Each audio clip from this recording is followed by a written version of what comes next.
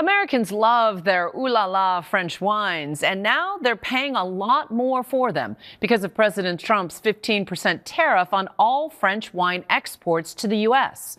Ines de La Cuetara reports on how one French vineyard has been affected, not to mention the livelihoods of hundreds of thousands of American importers, distributors, and wine shop employees who must now sell French vintages at a far higher price, or not at all. From the crack of dawn, workers in France's Loire Valley are busy picking grapes. It must be done by hand due to how delicate the berries are. It's hard labor, but it's also the most magical time of the year for winemakers. It's kind of the best time of the year for you guys. Oh yes, absolutely. Such an exciting time of the year. You know, we have worked 12 months in this block by pruning and then protecting the vineyard. At Domaine Henri Bourgeois, they've been producing Sancerre for generations, one of France's most distinctive wines, bright and crisp. Henri Bourgeois winery has been created in 1696, maybe before that. We are the 10th generation, so it's very special to me, for example, when I come to a block like this one, and I know that it has been planted by my grandfather. All year, they've tended to their vines, avoiding plagues, mildew, humidity, focused on creating the perfect conditions for the grapes to grow, otherwise known as terroir. Terroir is a word, really a French word. We won't have any translation of it. So it's a combination of different parameters, factors. First of all, the climate. Second, the plant. Third, the man and the soil.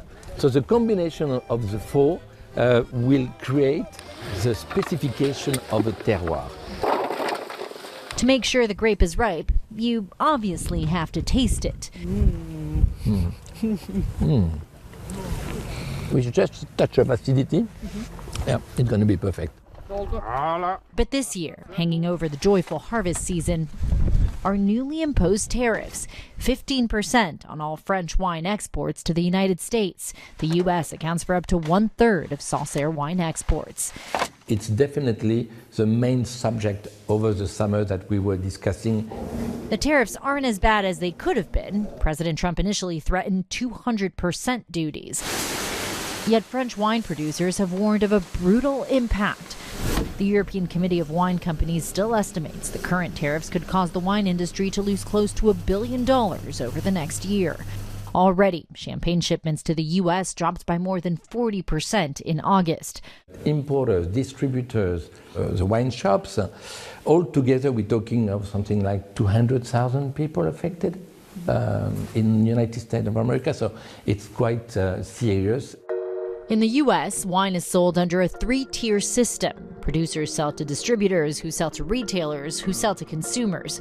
The U.S. Wine Trade Alliance estimates a wine bought last year will be 35% more expensive this year due to both tariffs and the declining value of the U.S. dollar.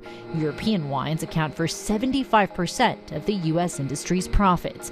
American wine groups, including the Napa Valley Vintners, the Wine Institute, and the National Association of Wine Retailers, sent President Trump a letter asking him to reconsider his policy, warning tariffs could put 25,000 American jobs at risk. Ultimately, winemakers expect the cost will be passed on to consumers. We cannot absorb everything as producers. We have partners, we have importers, and importers work with distributors work with retailers. So it's a chain, and maybe everybody can do a little bit of effort to compensate a little bit of it, but we all have inflation, our own costs going up, so it's difficult. This American family has been coming to France for decades.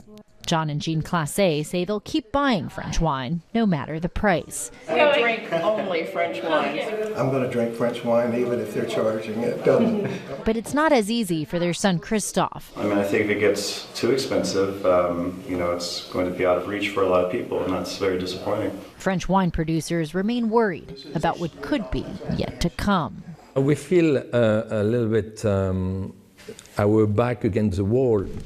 It's a pity because a lot of people who are nothing to do with this trade war will be concerned, and it might take a bit of time to rebuild. Our thanks to Ines for that report.